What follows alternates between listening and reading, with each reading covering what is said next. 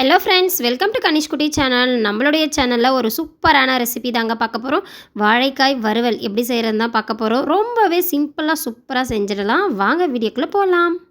ஒரு பாத்திரத்தில் தண்ணி எடுத்துக்கலாம். பச்சை தண்ணி தான் எடுத்திருக்கேன்.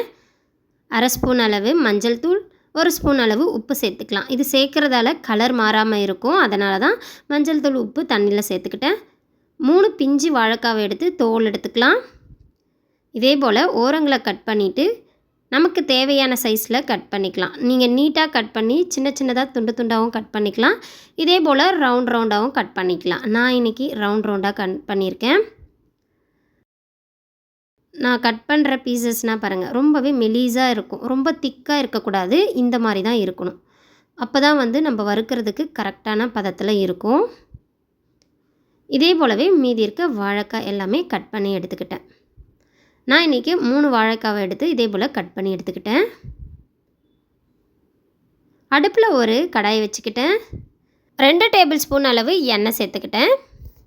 எண்ணெய் நல்லாவே காஞ்சதும் 1/2 ஸ்பூன் அளவு கடுகு சேர்த்துக்கிட்டேன். கடுகு நல்லா பொரிஞ்சு வந்ததும் 1 ஸ்பூன் அளவு உளுந்து, 1/2 ஸ்பூன் அளவு சீரகம், இதெல்லாம் நல்லாவே வறுபட்டு வந்ததுமே கட் பண்ணி வச்சுருக்க வாழைக்காவை உள்ளார சேர்த்துடலாம். வேறு எதுவுமே சேர்க்க தேவையில்லை.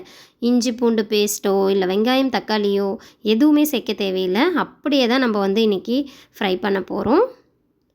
மஞ்சள் தூள் 1/4 ஸ்பூன் அளவு சேர்த்துக்கலாம். பெருங்காயத்தூள் 1/4 ஸ்பூன் அளவு. இது எல்லாமே சேர்த்துட்டு நல்லாவே மிக்ஸ் பண்ணி விட்டுக்கலாம். கேஸை அதிகமாகவும் கம்மியாகவும் வச்சு நல்லாவே வறுத்து விட்டுக்கலாம்.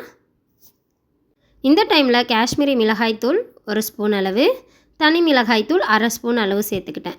இன்றைக்கி குழம்புக்கு போடுற மிளகாய்த்தூள் சேர்க்கல.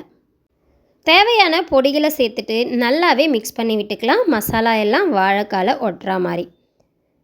1/2 ஸ்பூன் அளவு தூள் உப்பு சேர்த்துக்கிட்டேன். சால்ட்டு சேர்த்துட்டு நல்லாவே மிக்ஸ் பண்ணி விட்டுக்கலாம். நம்ம இந்த எண்ணெயிலேயே தான் நல்லாவே டீப்பாக ஃப்ரை பண்ண போகிறோம். 5லேருந்து 6 நிமிஷம் வரையிலும் பிடிக்கும் இந்த வாழைக்காய் வெந்து வர்றதுக்கு. அது வரையிலும் நம்ம இடையில் மிக்ஸ் பண்ணிவிட்டு மூடி போட்டு வேக வச்சு எடுக்க வேண்டியது தான். இந்த டைமில் ஒரு மூடி போட்டு மூடிக்கலாம். நல்லாவே மிக்ஸ் பண்ணி விட்டாச்சு.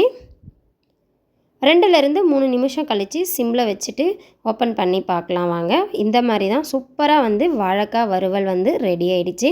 மேலே தேவையான அளவு கருவேப்பிலை சேர்த்துட்டு நல்லாவே மிக்ஸ் பண்ணி விட்டுக்கலாம். பாருங்கள், வாழைக்காய் நல்லாவே வெந்து வந்திருக்கு. நம்ம எடுத்ததே பிஞ்சு வாழைக்காவாக பார்த்து தான் எடுத்தோம். அதே போல் கட் பண்ணுறப்பவும் சின்ன சின்ன துண்டுகளாக, அதாவது மெலிசாக தான் கட் பண்ணணும். அவ்வளோதாங்க, சூப்பரான டேஸ்ட்டில் செம்மையாக வாழைக்காய் வறுவல் ரெடி ஆகிடுச்சு. தயிர் சாதம், சாம்பார் சாதம், ரச சாதம், வெரைட்டி ரைஸ் எது கூட வச்சு சாப்பிட்டாலும் அட்டகாசமாக இருக்கும். கண்டிப்பாக ட்ரை பண்ணி பாருங்கள். ரொம்பவே சூப்பராக இருக்கும்.